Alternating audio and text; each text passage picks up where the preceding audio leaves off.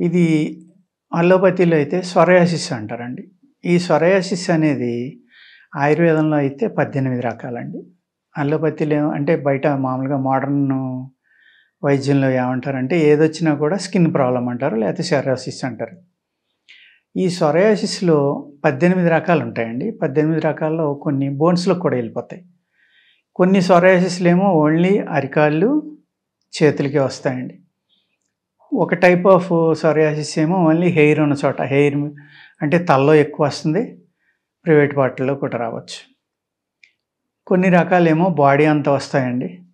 అలాగే ఒక రకమైతే చిన్న చిన్న స్పాట్‌లొచ్చి కలిసిపోయి రెడ్‌గా అవుతుంది. కొన్ని బ్లాక్‌గా అవుతాయి. కొన్ని వైట్‌గా చుట్టూరు పసుపు బ్లడ్ వచ్చి లోపల బ్లాక్‌గా ఉంటాయి.